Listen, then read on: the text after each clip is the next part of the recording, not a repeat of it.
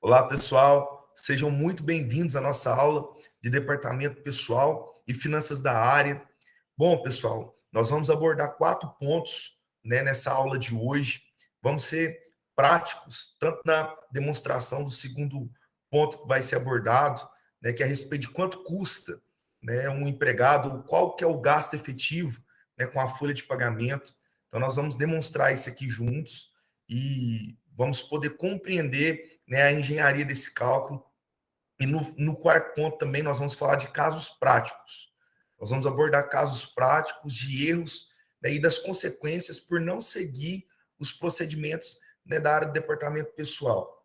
Bom, pessoal, essa aula vai ficar gravada, tá? Ela vai ser disponibilizada também no meu canal no YouTube.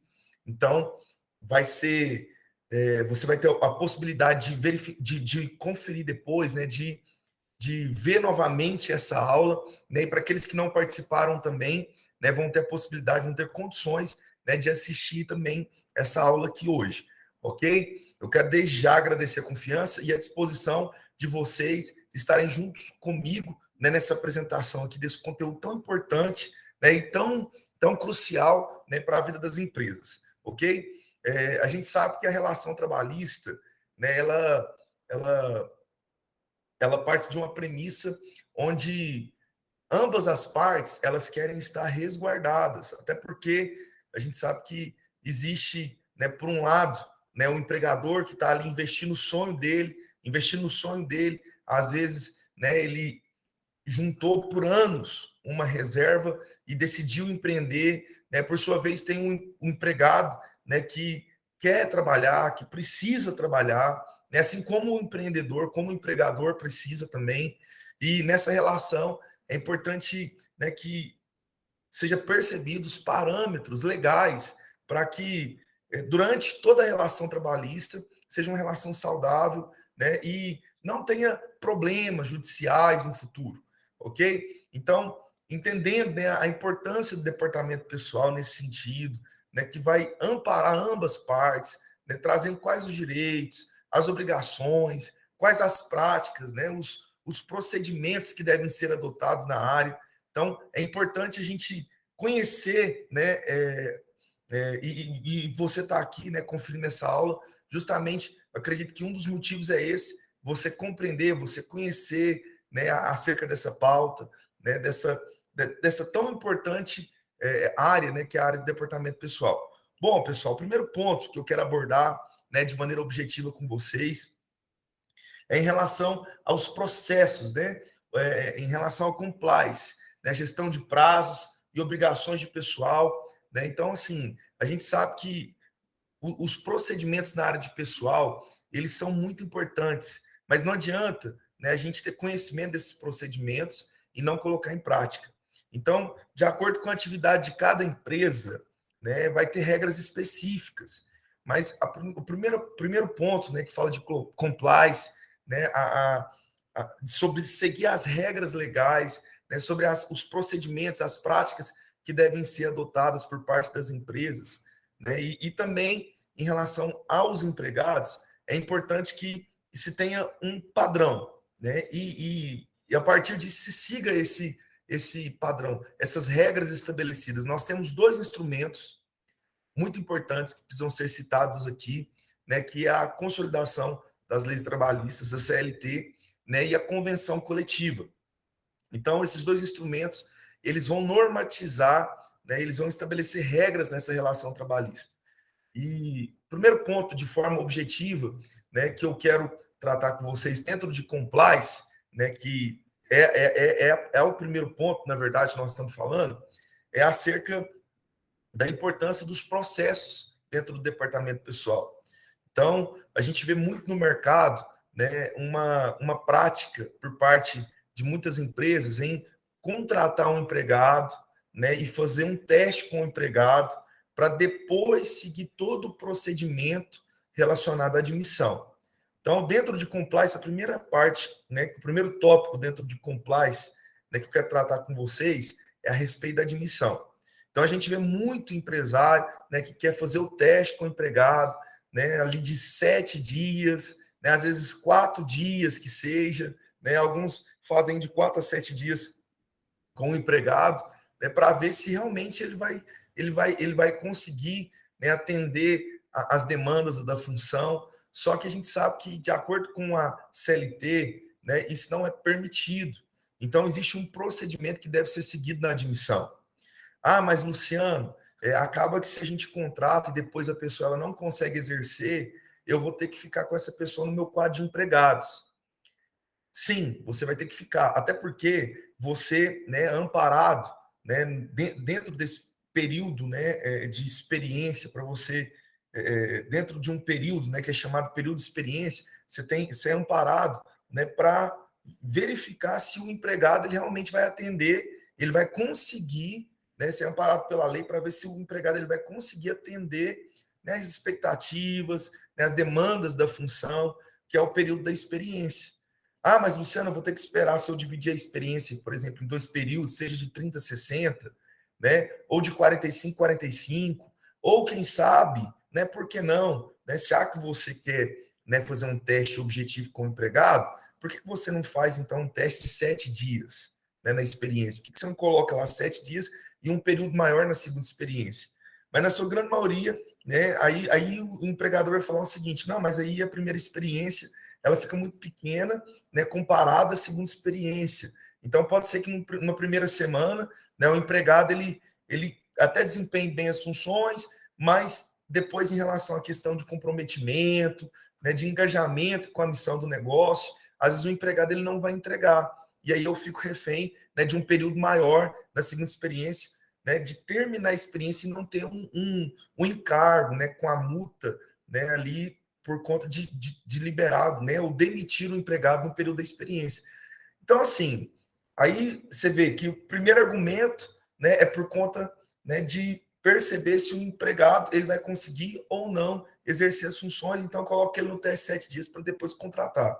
O segundo argumento, quando a gente dá a opção de ter uma experiência menor, ter uma quantidade de dias menor na primeira experiência, né, e uma quantidade de dias maior na segunda experiência, também, né, existe esse outro argumento, né, de o empregado ele pode ter desempenhado bem na primeira experiência, mas na segunda experiência, por uma outra questão de missão, de engajamento, né, com a missão, comprometimento mesmo de valores por parte do empregado, o cara não consegue entregar. Então, no final, existe um risco. Pode ser que a pessoa que você vai contratar, né, e aqui eu não quero voltar para a parte de recursos humanos, porque o recursos humanos vai avaliar, né, ele é fundamental, ele cumpre um papel fundamental nesse sentido, já na contratação do empregado, mas tratando de departamento pessoal que vai atender às normas legais, às regras legais, você precisa, né, então, criar uma estratégia para você seguir, ok? Uma estratégia até mesmo junto com os seus recursos humanos, para você seguir a regra legal. Porque, beleza, a gente sabe que, mas, né, o empregado, ele, né, pode não conseguir exercer as funções, como também a gente sabe que se a experiência ela for dividida em períodos, né, a primeira, por exemplo, um período menor, ou vice-versa, né, pode acontecer outra situação. Então, assim, no final, pessoal, no final, é importante que você estabeleça uma estratégia junto ao recurso humanos, mas cumpra com o procedimento da admissão. Então, na admissão, não existe esse negócio de você fazer teste. Vou fazer um teste com o empregado para depois fazer o exame admissional, né? E depois, posteriormente, né, ir lá e enviar a documentação para o departamento pessoal fazer a admissão do empregado. Então, o procedimento correto né, você fez ali a seletiva, né, junto ao recursos humanos, pode ser que você, enquanto dono do negócio, seja recursos humanos da empresa, ok? Então, você vai lá, fez a seletiva, entendeu que aquele empregado é a pessoa que você precisa para, ou então, aparentemente, é a pessoa que você precisa para exercer a função. Então, na contratação, você vai entregar você vai ter que cumprir, né, com uma série de procedimentos, um fluxo de procedimentos na admissão. Então, a primeira coisa que você precisa fazer na admissão, então, contratou um empregado, né, fechou ali a seletiva, você tem que encaminhar ele, né, para uma empresa especializada nessa área de medicina do trabalho, né, ocupacional do trabalho, para que ele possa fazer o exame admissional. Você não pode colocar nenhum empregado para trabalhar na empresa sem ter feito o exame admissional, ok? E aí nós temos alguns casos práticos nesse sentido, né, de empresas que colocou o empregado para trabalhar sem ter feito um exame admissional, né, sem ter cumprido com o procedimento legal, e acabou que durante ali o desempenho das funções, o empregado machucou, né, sofreu um acidente de trabalho, né? Então, assim, aí é aquela história, né? Agora o contador ele tem que dar jeito, ele tem que dar um jeito, né? O departamento pessoal, né, do escritório de contabilidade terceirizado ou interno, ele tem que dar um jeito, né, e fazer com que essa contratação seja retroativa. E isso não é possível, ok? Inclusive a empresa ela fica passiva, né, de sofrer algumas autuações por não estar cumprindo com alguns procedimentos legais, né, dentro da admissão do empregado, ok? Então é importante que você faça o exame, né, entregue a guia, né, para o empregado fazer o exame admissional, né? Então a empresa pagou ali o exame admissional do empregado, após o empregado, né, sair com o exame admissional tendo, tendo né, ali sendo apto para a função, então você pode colocar o empregado para desempenhar as funções.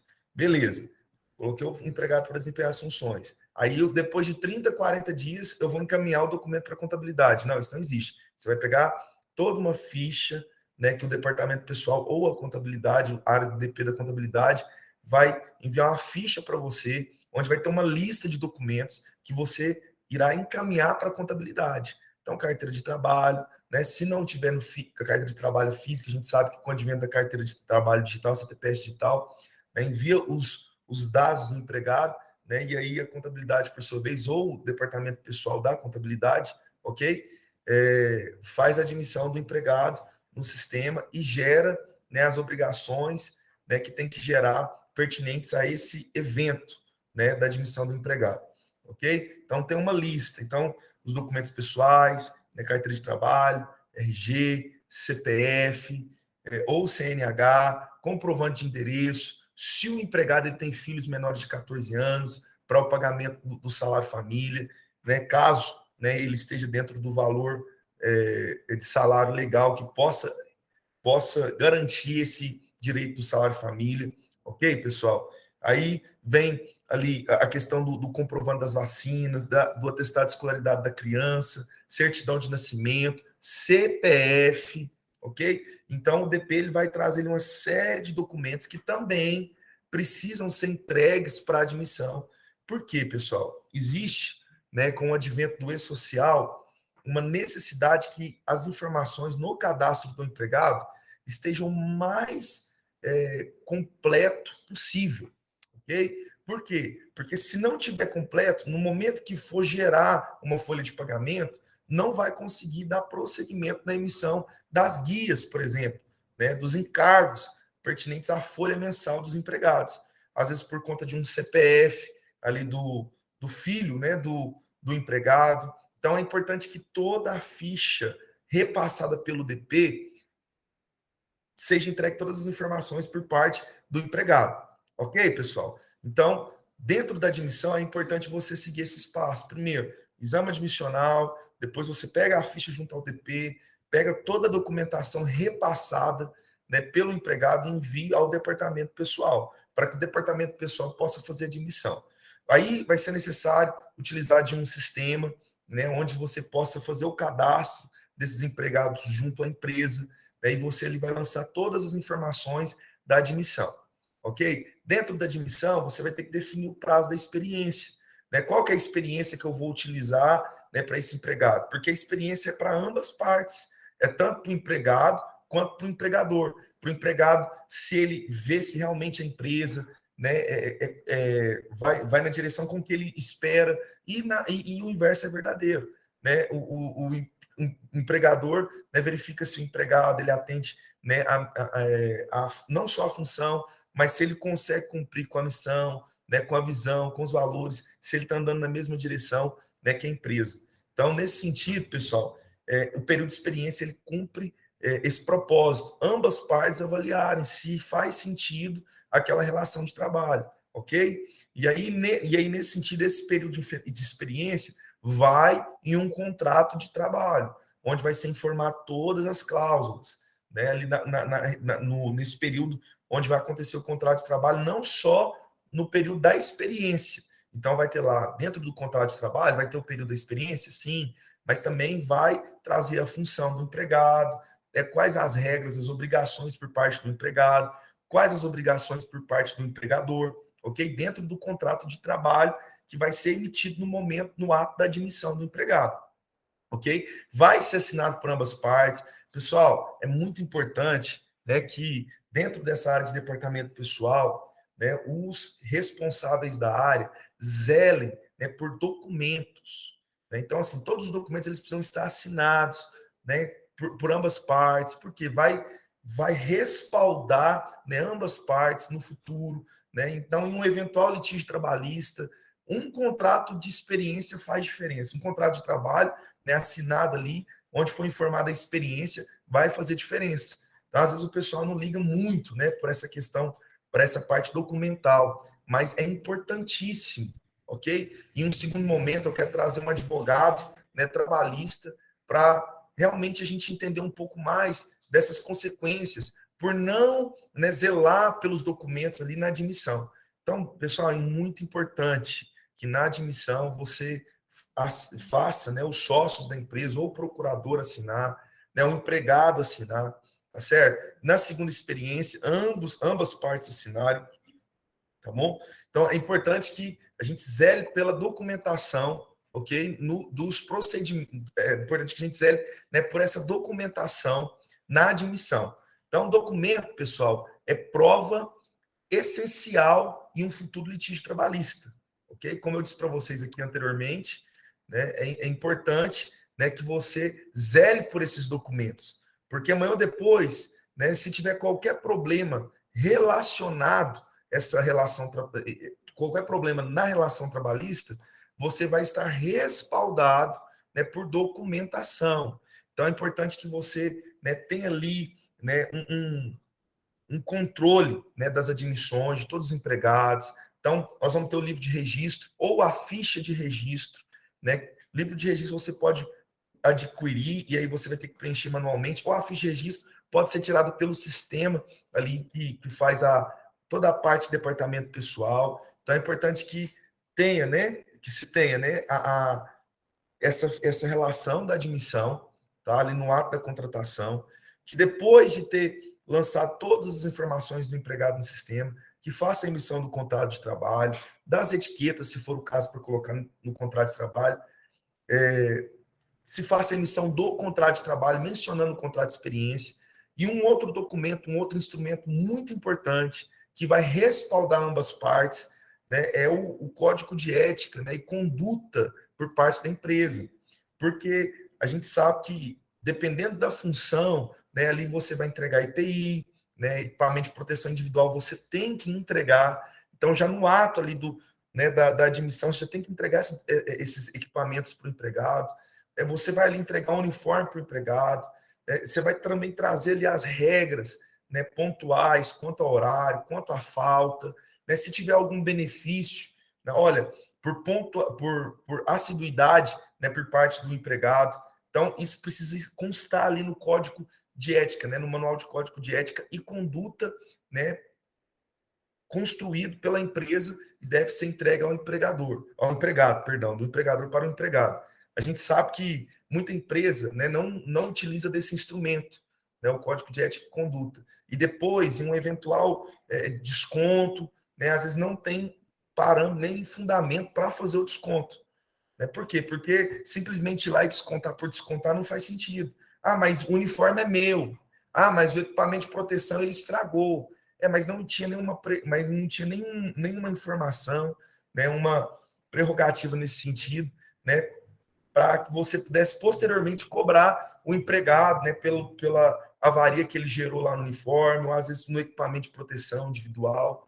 Então, pessoal, vou dar só um exemplo aqui da importância de você ter esse manual de código de ética e também protocolar, pessoal, né, a entrega do EPI. Então, você vai ter um protocolo ali onde você vai informar todos os equipamentos, ok? Uma ficha onde você vai informar todos os equipamentos de proteção individual entregues ao empregado. Olha a importância disso. Por exemplo, o açougueiro, né, que trabalha lá no supermercado, que trabalha no empório, né? ali do setor de comércio varejista de alimentos. Ele não vai ter que receber, às vezes, periculosidade ou insalubridade, né, pelo fato de você ter entregue os EPIs. Mas se você não tem a ficha comprovando, se amanhã ou depois ele vier a questionar algum direito junto à Justiça do Trabalho, né, ele pode ganhar simplesmente pelo fato que você não entregou o EPI para ele e você não tem um documento assinado, né, que ele recebeu. Então, nesse sentido, ele pode receber algum adicional a mais que ele não recebia por conta de um documento, pessoal. Tá vendo a importância do documento? Né? Então, é importante você seguir esse procedimento na admissão. Vou contratar um empregado, então o que eu preciso fazer? Então, você precisa ter uma. Primeira coisa, depois da seletiva, você vai encaminhar ele para fazer o exame admissional. Não coloque empregado para trabalhar sem ter feito exame admissional, pessoal. Ok? Porque pode ser que tenha alguma doença, né, que vai ser identificada ali no ato do exame admissional que venha, né, gerar essa incapacidade, né, laboral, fazendo com que ele não, né, se torne inapto à função, ok? Então, já aconteceu casos, né, de clientes que precisava do empregado assim, urgentemente. Quando ele foi fazer o exame admissional, a gente brinca, né? No exame admissional, eles não impõem a mão no empregado, mas tinha um exame específico que ele tinha que fazer que eles tiveram que barrar a contratação. A empresa, né, que a medicina ocupacional, ela falou, olha, ele não está apto, nós vamos ter que revisar os exames. Revisou os exames, realmente ele não estaria apto para aquela função. Né? Então, assim, tá vendo a importância? Se você coloca o cara para trabalhar primeiro, para depois fazer o exame admissional, acontece. Isso é igual ao cirurgia de dente. Nem sempre o cara vai morrer, mas já teve caso que o cara morreu na mesa, lá na cadeira do dentista. Então, a gente tem que ter cuidado, tá? E seguir o procedimento. Segunda coisa, fez o exame admissional, né? Então, aí você vai colocar um empregado para trabalhar. Beleza. Aí você tem que seguir toda aquela lista, né, de documentos que ou a contabilidade, departamento pessoal da contabilidade, né, que você terceirizou enviou para você, ou que o seu departamento interno, né, ali no caso, enviou para o empregado, eles vão ter que pegar toda aquela lista, porque essas informações vão ter que ser lançadas dentro de um sistema de departamento pessoal, ok? Então, é importante que você siga esses procedimentos. Outra coisa importante, que você, né, assine todos os documentos. O contrato de trabalho mencionando a experiência, que você tenha um manual de código de ética e conduta, ok? Para eventuais descontos que você venha fazer, seja de uniforme, seja de EPI, de devoluções, né, que o empregado tenha que fazer no ato da rescisão. Então é importante que tudo isso seja mencionado no código de ética e conduta, ok? Práticas e procedimentos, né, em relação à operação do negócio, né? Caso tenha alguma avaria de algum produto, onde o empregado esteja manipulando, se vai ser descontado, se não vai ser descontado, né? A importância do uso dos EPIs, né? Caso não faça uso, né? Quais as consequências disso, beleza, pessoal? Então, por exemplo, vou citar um exemplo aqui, ó, função de operadora de caixa. Né? Então, você tem lá um empregado, né, que trabalha, seja no supermercado, ou às vezes em uma ferragista, ok? E é operador de caixa, você tem que fazer o desconto da quebra de caixa. A gente sabe que você tem que efetuar o pagamento, isso é normatizado pela convenção coletiva, de uma quebra de caixa, por exemplo, ao empregado, para que você possa fazer o desconto de alguma eventual falta no caixa do empregado. Né?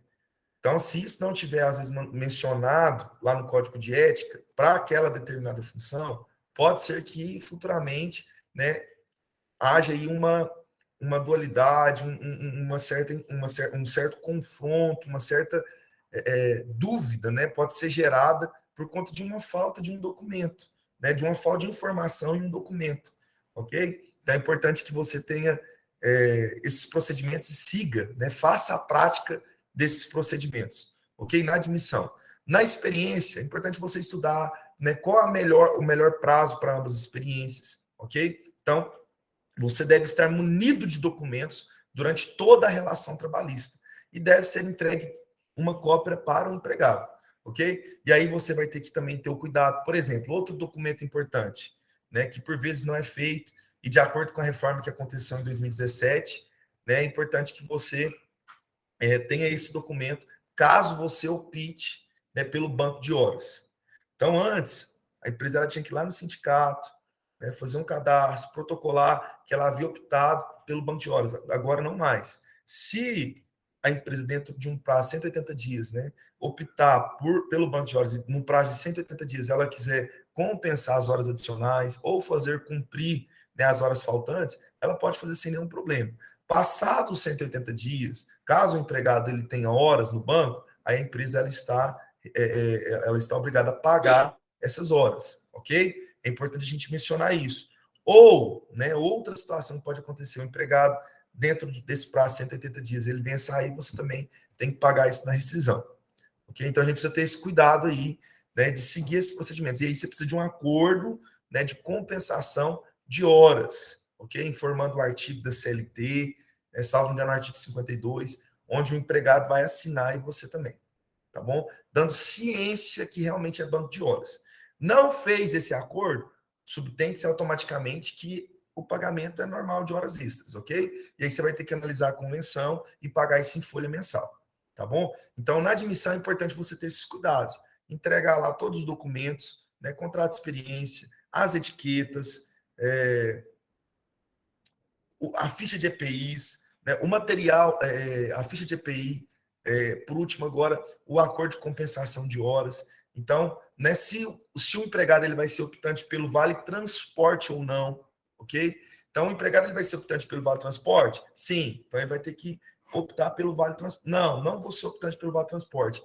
Coloca não. Já vi casos em que o empregado falou que a empresa não pagava, sendo que o empregado, por sua vez, não optou por receber o vale transporte, mas a empresa, mais uma vez, não tinha documento. Ou, no mínimo, não assinou a documentação. Tá bom, pessoal? Então, assim, é importante você seguir esses procedimentos. Ok? Na admissão. Outra coisa importante, na rescisão. Né? Quais as obrigações na rescisão? Né? Pessoal, a gente sabe que é convencional no mercado, ok? O empregado achar que no ato da saída dele, né, da empresa ali, da quebra do vínculo trabalhista, ele vai ficar rico, milionário. Tem R$ 1 milhão para receber, é quase que assim, né? Só que não é dessa forma. Então a gente sabe, né, quais são os direitos do empregado no ato da rescisão: saldo de salário, 13º, férias, ok? E se for o caso, dependendo da modalidade da demissão, né, um aviso indenizado. São esses os direitos. Ah, mas ele tem uma produtividade, ele tem uma insalubridade, vai ser pago também na rescisão proporcional ao dia de trabalho, ok?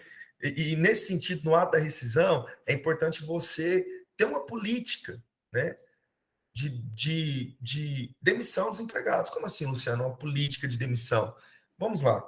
Né? Tem muita empresa, né, que sofre, né, constantemente com empregados que ficam ali fazendo corpo mole, né, para ser demitido. Né? E a empresa, por sua vez, o que ela faz? Chama, né, o empregado para conversar e faz aquele acordo que, na verdade, é uma fraude. Você me devolve os 40%, né, do FGTS e eu libero você. Ok? Só que aí, pessoal, o que acontece? Esse tipo de negociação, por sua vez, né, é uma negociação fraudulenta, a gente sabe disso, né, porque por vezes o empregado está fazendo, às vezes, para receber um seguro-desemprego, e a gente tem a modalidade do acordo consensual, onde o empregado ele faz um acordo com o empregador ou vice-versa, ele saca 80% do saldo do FGTS, né, o empregador vai ter uma multa ali de 20% que ele tem que pagar do saldo do FGTS, ok? E aí ele libera o empregado, tá? Só que o empregado ele não recebe o seguro-desemprego. E nessa modalidade de acordo, né, consensual, já vai dar muito problema, porque por mais que o empregado assine o acordo nessa modalidade, ele faça ali a próprio punho, assim como, por exemplo, o pedido de demissão, né, ele faz a próprio punho, que ele concorda, diante até mesmo de duas testemunhas. Quando você vai fazer a homologação com o empregado, na cabeça dele, não sei por que cargas d'água, ele acha que era o acordo, esse acordo fraudulento que eu mencionei aqui com vocês. Então, pessoal, é aquela história, né? Então, a empresa ela tem que ter uma política. Pô, a gente vai mandar o empregado embora, né? Porque realmente nós entendemos que ele não atende, né, as demandas, a gente encontrou realmente um motivo justificável para a demissão, ou nós vamos nos tornar reféns e viver fazendo acordo, sendo que é uma prática ilegal, né? Existe tive um caso aqui onde o empregado, né, ficou ali porrinhando aquela coisa toda com a empresa, E aí o empregador demitiu liberar a empregada. Liberou, pagou todas as verbas e tudo tal, né? E aí tinha esse acordo, esse tal acordo aí dos 40%. O que aconteceu, pessoal? A empregada, né, ela recebeu o seguro-desemprego, olha só, né? Recebeu o seguro-desemprego e no final, né, ela, depois de 4 meses, quando ela saiu, ela estava no início da gestação dela. Ela recebeu o seguro-desemprego, depois ela pediu para ser readmitida. E a empresa teve que readmitir, foi até inclusive um pedido, né? Ela nem procurou a empresa no primeiro momento, ela já pediu judicialmente. Né? Então, assim, o empregador teve que readmitir a empregada no quadro de empregados. Então, pessoal, é aquela história, né? Se o empregado quer sair, que peça demissão. E é importante você mencionar isso para o empregado. Olha, nós não somos reféns, nós não nos tornamos reféns aqui por conta, né, que você vai, né, apurrinhar, vai tentar, vai não sei o quê, vai fazer uma série de coisas para ele mandar embora. A gente só manda embora se a gente vê que realmente existe necessidade. Se você, por algum motivo, encontrar algo melhor e tudo mais, você peça a demissão, ok? E o inverso também é verdadeiro. A empresa não tem que ficar ali pegando no pé do empregado, né, para que ele possa sair, ok? De forma alguma. Então, se você perceber que às vezes está tendo algum ato lesivo, né, a operação do negócio, você inclusive pode aplicar uma advertência, pode aplicar depois uma suspensão, que vai acabar resultando no quê? Em uma justa causa, ok? E aí você vai criando uma cultura dentro da sua empresa. Olha só que bacana isso. Então, pô, ao invés também, a gente vê muitos casos onde o empregador fica pegando no pé do empregado. Ao invés de você, às vezes, ficar pegando o pé, tentando forçar o cara a pedir demissão, como a gente vivenciou um caso, né, que o empregador chegou a xingar a empregada. Não façam isso. Né? Chegou a xingar a empregada, falou que ela era uma inútil, que ela recebia o que ela recebia, né, piso da categoria por conta, né, do jeito que ela era. A menina chegou a pedir demissão e depois foi para esse trabalho e ganhou a ação. Inclusive, teve que pagar a indenização por danos morais, porque a menina gravou a ligação, tá, feita pelo empregador falando isso. Então, assim, pessoal, você quer demitir, demite. Ah, mas aí vai ficar muito caro. Tem uma estratégia de demissão. Então, você pode, por exemplo, né? Você pode ali, se for o caso, a empregada tem direito às férias, libera ela, né? Dá ali as férias para ela, né? Concede as férias, o período concessivo das férias para o empregado. Quando ele voltar, isso vai te ajudar no seu fluxo de caixa, né? Porque você não vai ter que pagar tudo na rescisão de uma vez. Então, quando o empregado voltar, você vai ter condições, às vezes, de colocar ele para cumprir o aviso, ok? Para te dar prazo para contratar outra pessoa, ok? Você vai pagar o saldo de salário. Uma coisa importante em relação aos prazos, olha só que joia, né? O empregado, ele tem direito a 13º e férias quando ele trabalha igual ou superior a 14 dias, ok? A um período igual a 14 ou superior a 14 dias, ele tem direito a um mês de 13º e férias. Então, algumas empresas entendendo, né, a importância dos prazos, e também do fluxo de caixa, o que ela faz? Nós vamos contratar um empregado, ok? Caso, né, haja necessidade, apenas depois do dia 17 do mês. Por quê? Porque a gente não tem que dispor de uma mão de obra proporcional ao período de um mês, onde ele não cumpriu, né, onde ele não trabalhou todo mês, né, e ainda pagar um 12avos de férias 13º. Então, para não ter esse encargo, o que a gente faz? Contrato depois do dia 17. Então, eu vou demitir, então eu vou liberar o empregado primeiro para as férias dele, que aí eu tenho condições de pagar as férias, né? Quando ele voltar, aí eu pago o saldo de salário, fica ali o 13º para pagar, ok? E a multa do FGTS. E mais que isso, nós vamos ver aqui na prática, quanto custa um empregado, o bacana é que você pode se planejar, você pode ter um planejamento financeiro dessa parte pessoal, que você vai fazer com que você não fique apertado, né, com o seu fluxo de caixa. Olha só que bacana. Quando você entende todos os encargos que a empresa tem junto ao empregado e que esses encargos acontecem mensalmente, como eu disse aqui, a partir de 14 dias o cara tem direito a um mês de férias. Trabalhou igual ou acima de 14 dias, tem direito a um 13º. Então, se a empresa ela entende todos quais são os encargos que ela tem que pagar e ela tem ciência desses prazos, ela vai se programar de maneira estratégica, né, para que ela não tenha o fluxo de caixa dela comprometido. Ok, pessoal? Então, na rescisão tem uma política de demissão, sem esse negócio de fazer acordo. Okay? Se o empregado precisar sair, que saia. Okay? Se você precisar mandar embora, que mande embora. Ok? Beleza, pessoal? Então, é importante a gente atender, né, esses critérios, né? A empresa ter esses critérios aí, essa política na demissão, né? Seguir os procedimentos na admissão e também na demissão. Ah, vou mandar embora, sem esse negócio de retroativo. Sem esse negócio, ah, vamos retroagir, porque até porque agora não é permitido mesmo. Existe um instrumento de fiscalização chamado E-Social. Né? Então, o objetivo do governo agora é unificar todas as informações trabalhistas, de modo que fique fácil a fiscalização por meio eletrônico. Ok? Então, esse negócio de admitir retroativo, não, isso aí não existe mais. Você está abrindo precedentes para ser fiscalizado e ser autuado. Outra coisa, esse negócio de rescisão retroativa também não funciona. Você está abrindo precedentes para ser fiscalizado. A férias retroativa, a mesma coisa. Então, o empregado, no momento das férias dele, pessoal, ele tem que ser notificado 30 dias antes para ele se organizar, ok? É importante que haja essa negociação entre empregador e empregado. Qual é o melhor período para o empregado sair? Ou qual é o melhor período, né, para a empresa? Não, qual é o melhor período para ambos saírem? Então, essa relação ela precisa acontecer, né, de modo que seja bom para ambas partes. É isso que eu quero dizer. Okay? Muita empresa não tem essa organização e libera o empregado de última hora. Ah, vou liberar o empregado aqui de última hora e é isso mesmo. Né? Não é assim. Faz as férias retroativas para mim. Pessoal, não funciona desse jeito. Tá? Não é permitido, ok? Por conta do social e por conta da legislação. Né? O sistema vai começar a trabalhar e você vai abrir precedentes para ser fiscalizado, pessoal. Isso não é conversa de contador, isso é verdade. Ok? Então, é importante que siga os prazos. Nada de retroativo, nada de acordo por fora, ok? Então é importante. Ah, em relação às férias, né, faça a concessão das férias dentro do período, ok? E de forma objetiva, nós vamos para o nosso segundo ponto, né, que é quanto custa, né? Qual que é o custo efetivo do empregado? Aqui eu vou fazer uma apresentação para vocês, para que a gente possa ver juntos, ok?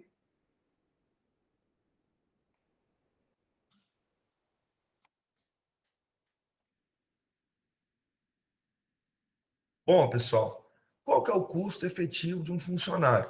Então, esse custo ou esse gasto efetivo, né, se assim a gente pode dizer, com o funcionário, né, ele vai depender do regime tributário, depender da função, né, porque vai ter função que vai receber alguns adicionais, outros que, por sua vez, não vão receber esses adicionais.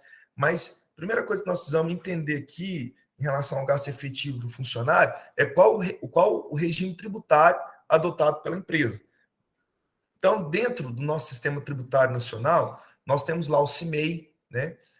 Nós temos o Simples Nacional, né? Aí a sigla SN, e nós temos o lucro presumido ou o lucro real. Então, qual que é o gasto efetivo, né, com o empregado? Vai depender de qual regime tributário foi adotado pela empresa. Se nós estamos falando de um microempreendedor individual, né, o CIMEI, ele vai ter um encargo adicional, né, referente ao Simples Nacional, que é o patronal, que é 3%. Tá? Então, além do INSS, que é pago pelo empregado e não pela empresa, o repasse é só feito pela empresa, mas é descontado em folha do empregado, né? No CIMEI, o MEI, o microempreendedor individual, vai ter um encargo de mais 3%, né, em relação ao Simples Nacional, que nós vamos evidenciar aqui. Okay? Mais 3% de INSS patronal. Ok? Então, vai depender do regime tributário adotado. Ah, qual que é o custo efetivo, então, ou o gasto efetivo, né, de um funcionário no Simples Nacional? É um. Qual que é o gasto, né, com um funcionário no lucro presumido ou lucro real? Outro. E, por sua vez, no CIMEI também. No microempreendedor individual é outro gasto. Eu não coloquei o microempreendedor individual aqui, pessoal, porque dentro da planilha de custos do Simples Nacional, o que vai mudar é só esse encargo de 3%, que nós podemos ver aqui no final, tá bom? Então, vamos considerar um empregado que recebe um salário mínimo, R$ 1.212. Né? Quais são os encargos por parte da empresa, né, em relação a esse empregado? Então, tem o FGTS, que é 8%, as férias.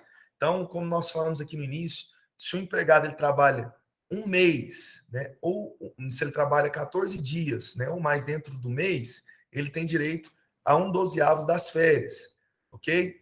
Então, aqui temos aqui também o auxílio refeição, caso seja o caso. Mas vamos imaginar aqui que tem um auxílio alimentação, vale alimentação de R$ 205 por parte da empresa no Simples Nacional.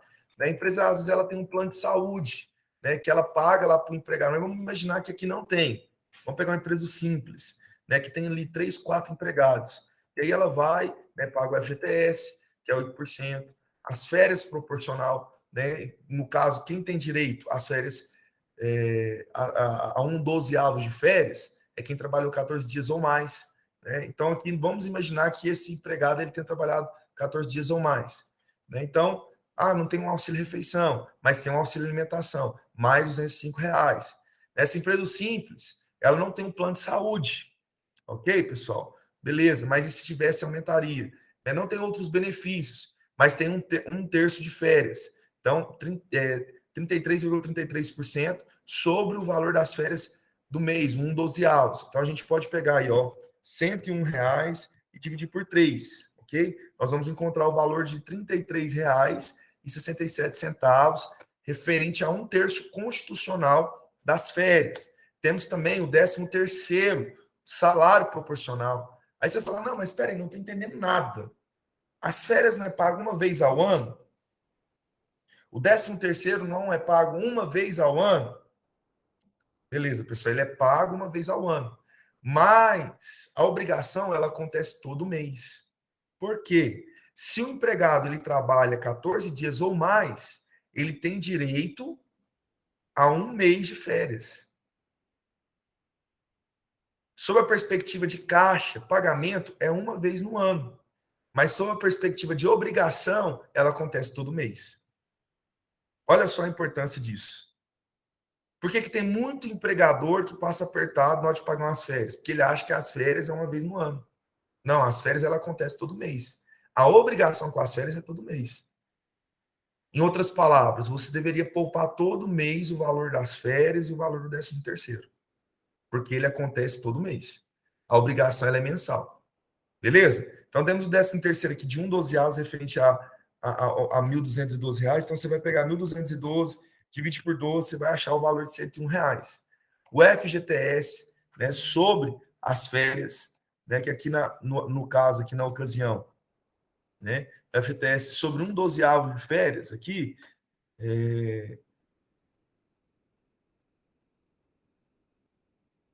8% do valor das férias, né? Então, aqui nós temos aqui também o FGTS, um terço, né, sobre isso, o FGTS sobre um terço das férias, um dozeavos.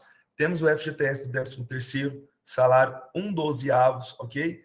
Temos a provisão de do aviso prévio. Pessoal, por que é importante você provisionar, né, o aviso prévio?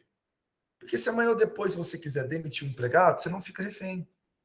Você tem disponibilizado ali dentro do seu caixa o valor referente ao aviso indenizado. Mas eu não queria dar dinheiro para esse empregado, né, que fez tanta coisa com a empresa, que foi tão indisciplinado, que agiu com tanta, né, falta de cuidado, de zelo, enfim, uma série de motivos. Beleza.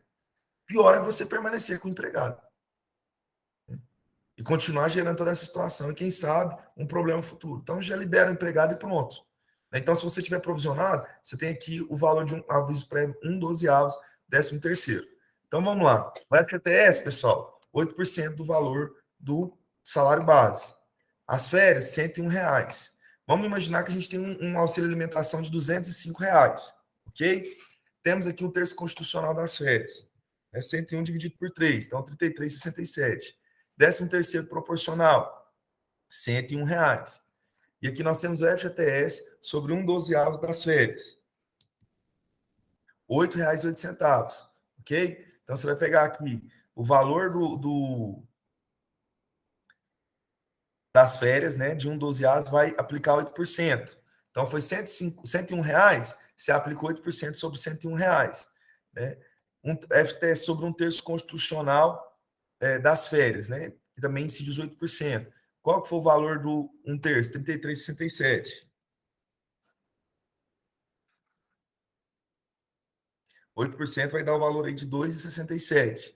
né? O FGTS sobre o 13º, a mesma coisa, porque os valores são idênticos, né? R$ 101 para 13º e R$ 101 para férias. Aí vem um aviso prévio, né? 1/12. Então você pega lá, R$ 1.212, divide por 12. Então você vai achar o valor de R$ 101. Então vamos imaginar que a gente usou aqui por base, né, que esse empregado, né, ele ficou 1 ano na empresa. Então você vai provisionar mensalmente o aviso indenizado desse empregado. O FGTS sobre o aviso indenizado, 8% sobre R$ 101, ok? A multa, né, do FGTS sobre 1/12, né, do aviso prévio, ok, pessoal? Que são os 40%, né, sobre o saldo do FGTS, né, sobre o valor do FGTS aplicado sobre o aviso indenizado, ok? Temos aí o auxílio doença. Então, a gente sabe que durante 15 dias, né, a empresa está responsável, né, por pagar, embora o empregado ele não esteja presente, ela está responsável pelo pagamento, né, desse valor, né, pertinente, né, a algum tipo de doença que o empregado venha ter incorrido aí. Então, o empregado ficou doente, né, né, ficou afastado por um período de 30 dias. 15 dias é de responsabilidade da empresa. Então, a gente pega esses 15 dias, divide por 365, a gente acha o fator de multiplicação, né, para a gente fazer o rateio. Então, aqui eu usei o valor, né? Então, peguei 15 dias, dividi por 365, peguei os 1.212, né? E multipliquei pelo fator de conversão, que é o 0,04. Sendo assim, eu achei o valor do auxílio doença, ok? Que deve ser reconhecido mensalmente, apropriado pela empresa, seja em uma conta aplicação. Temos também o casamento.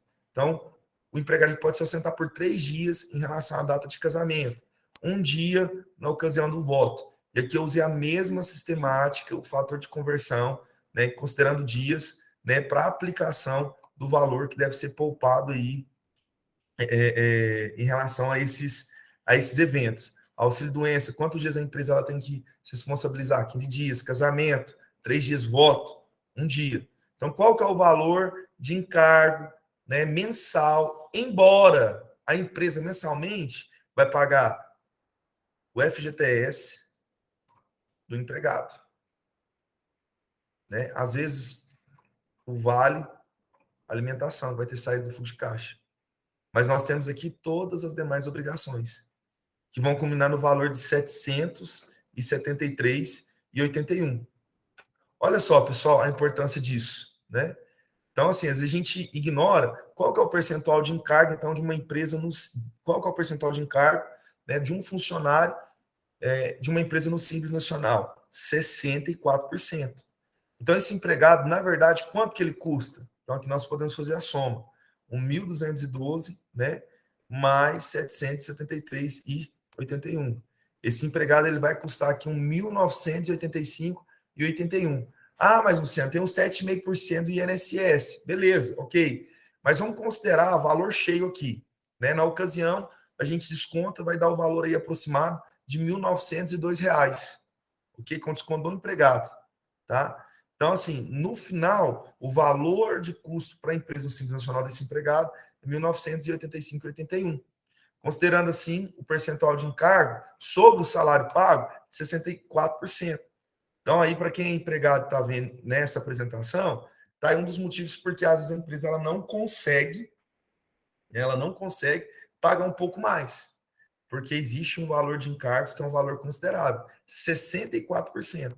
Então, o empregado está saindo, o valor real, efetivo, que o empregado sai para a empresa não é R$ 1.212, ok? E sim R$ 1.985,81, fazendo a ressalva que nós sabemos o desconto, né, por parte do INSS, desconto previdenciário, né, que é feito pelo empregado e é repassado pela empresa. Mas a saída de caixa, é isso que eu quero mencionar, por parte da empresa é de R$ 1.985,81. Isso no Simples Nacional. Então, vai ter aí um custo efetivo, né, considerando que não tem outros encargos. Nós podemos citar aqui, por exemplo, uma insalubridade, uma periculosidade, um adicional de produtividade que aumentaria esse percentual. Então, no final, o percentual é de quanto? 64%. Ok? No Simples Nacional. Show de bola. Beleza, vamos andar então, né, com a nossa apresentação.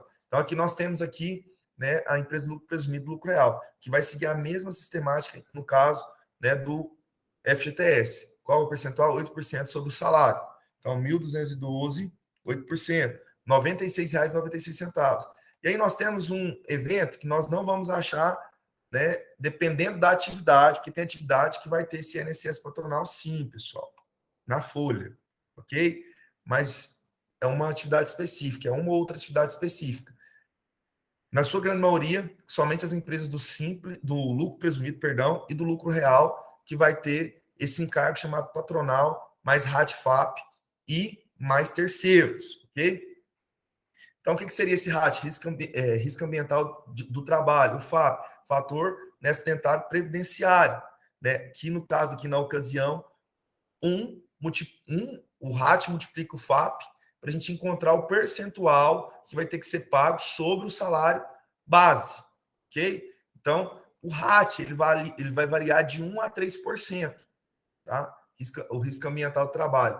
O fator de acidentário previdenciário vai variar aí de 0 a 2%, ok? Um multiplicado por outro, você vai achar o percentual que deve ser aplicado sobre o salário base, ok?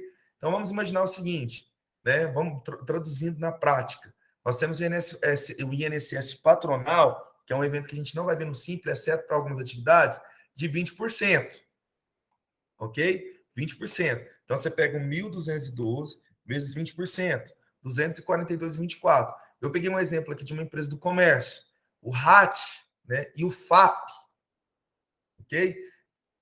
Um multiplica para o outro para a gente achar o percentual, né, o valor, né, que deve ser multiplicado por R$ 1.212. Então vamos imaginar que essa empresa, né, ela tenha um percentual de 1%, 2% de RAT e o FAP seja 0,5. Então, 1% aqui, fator multiplicador. Vou repetir porque eu falei muito rápido e ficou um pouco ruim a dicção. Né? Vamos lá. Então, RAT, vamos imaginar que esse RAT é 2%, ele varia de 1 a 3%. Então, 2%. O FAP pode variar de 0 a 2, ok? Então, você multiplica aí 0,5 de FAP. Então, o percentual aqui, o valor aplicado, né, o número aplicado sobre 1.212 vai ser 1. Então, é 20 mais 1%. Mais a contribuição de terceiros, SES, Senat, né, que é 5,8%. Então, nós vamos ter um encargo que no Simples não tem, de 26,8% sobre o 1.212. Esse aqui não é descontado do empregado. Tá? Isso aqui é responsabilidade da empresa por conta do regime tributário adotado por ela. Então, R$ 1.212, você pega 26,8%, tá, de patronal, mais RAT, FAP e terceiros, dá o valor de R$ 324,82. Nossa, mas 26,8% sobre o salário do empregado? Sim.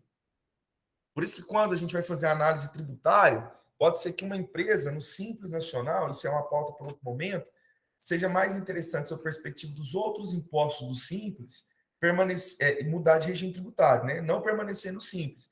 Mas quando você olhar a folha de pagamento, às vezes não é interessante. Mas é interessante ele permanecer no Simples.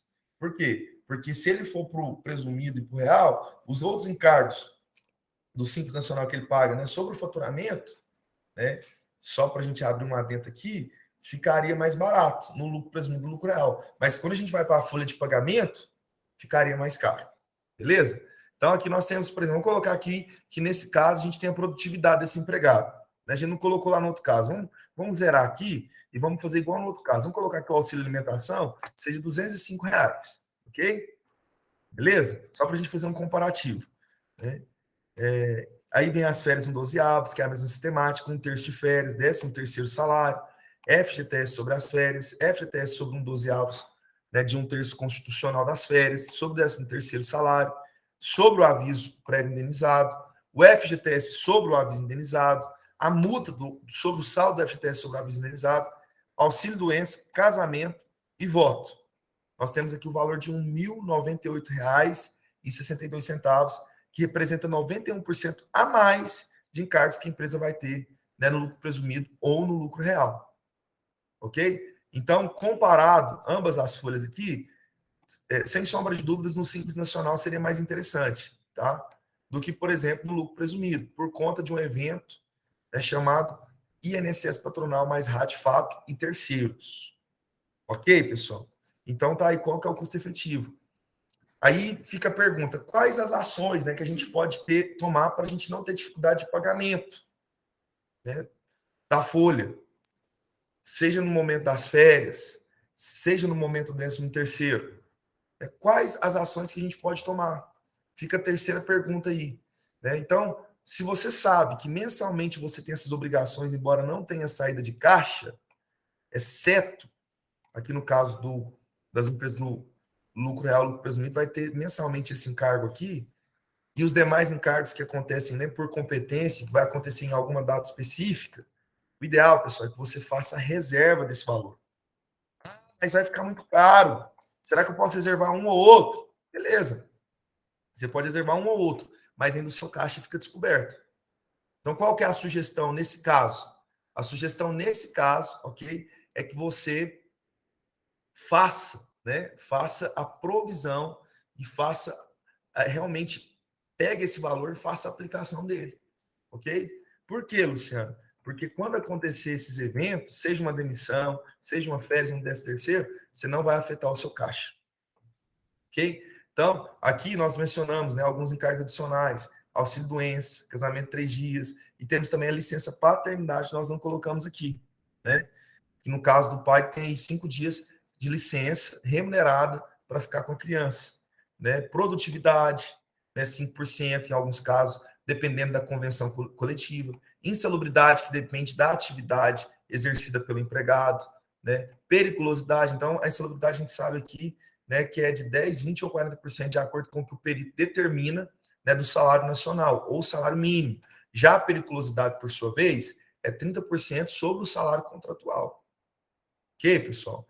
Então, pode ser que essa folha, no frigir dos ovos, ela ultrapasse mais que 100%. Vamos fazer só uma ilustração, a título de ilustração. Você pega R$ 1.212, né? E multiplica por 0,5%. Né? Então, você vai ter R$ 60,60. Vamos imaginar né, que tem aqui insalubridade.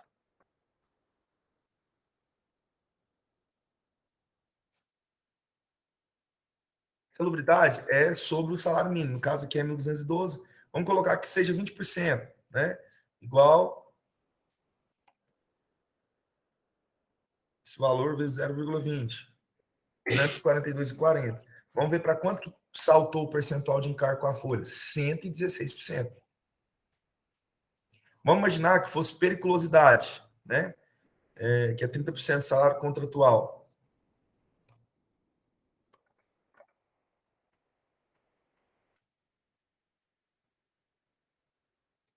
Vê que valor, pessoal. Aí você pega aqui igual vezes 100%.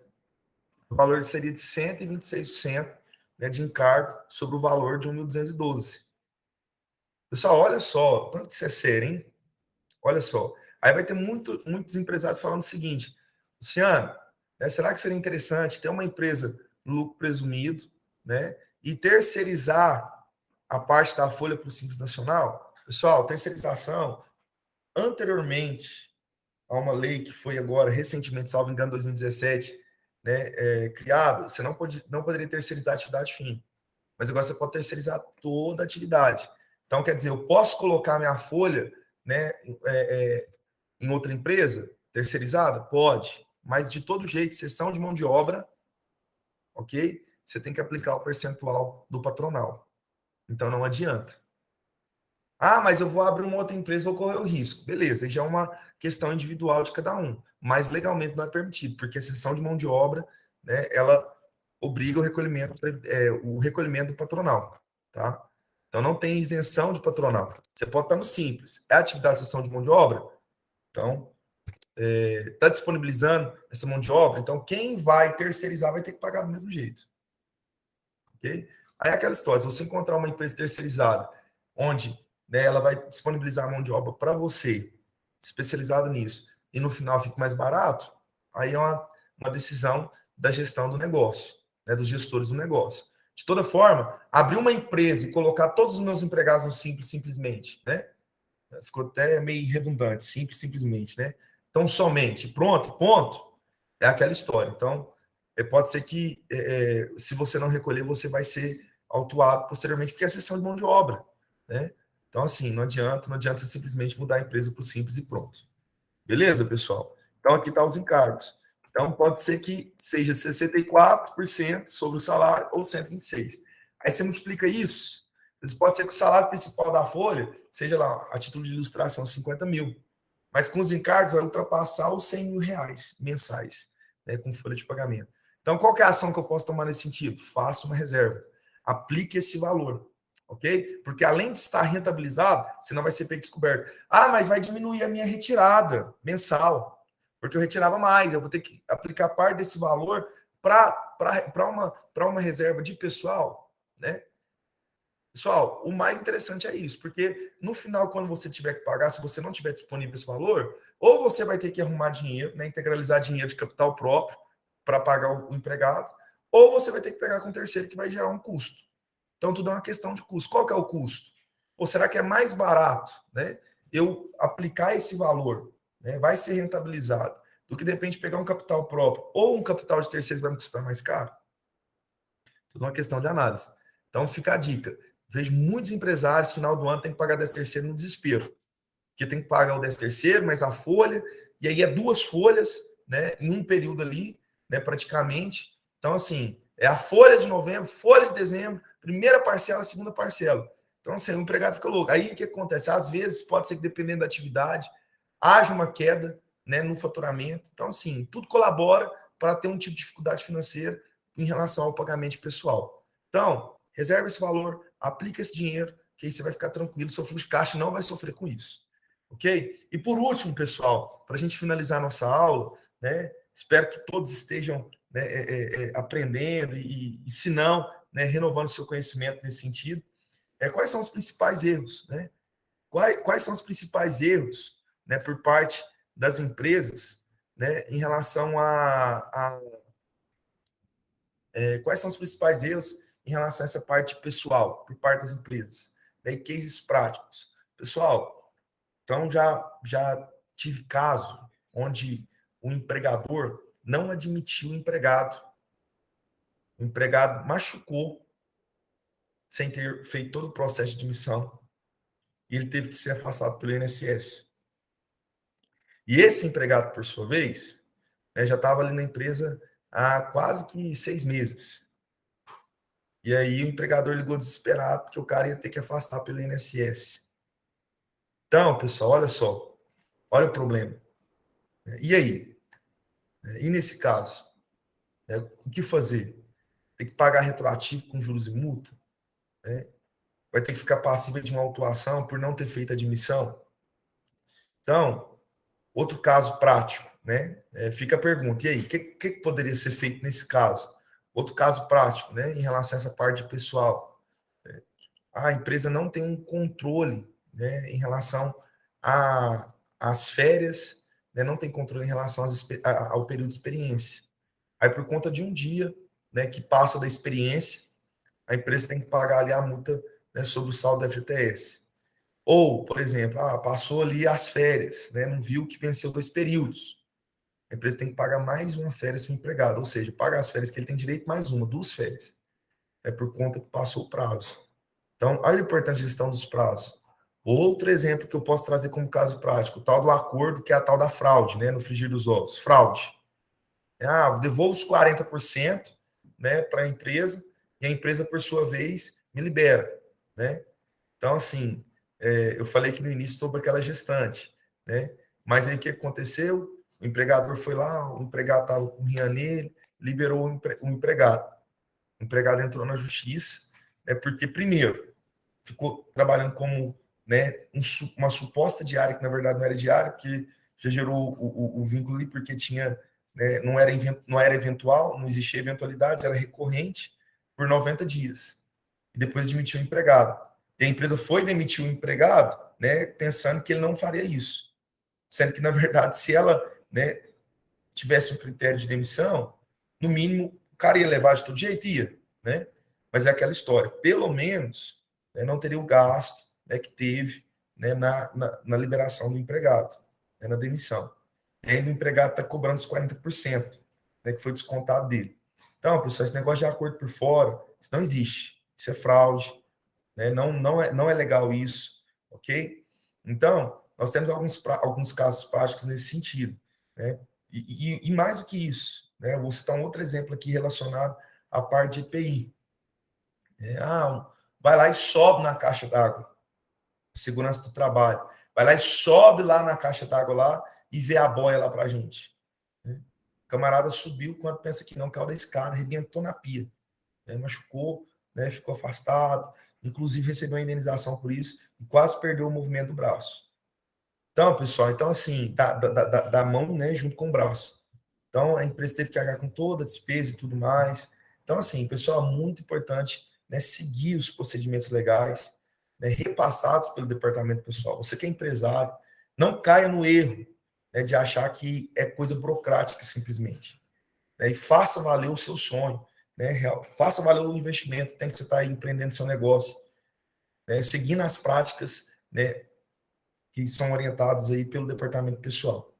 Ok? No mais, né, nós tivemos a nossa aula a respeito de DP, né, e gestão pessoal. Eu vou subir para o YouTube, né, para o YouTube essa aula, né, e desde já agradeço a confiança de todos os participantes.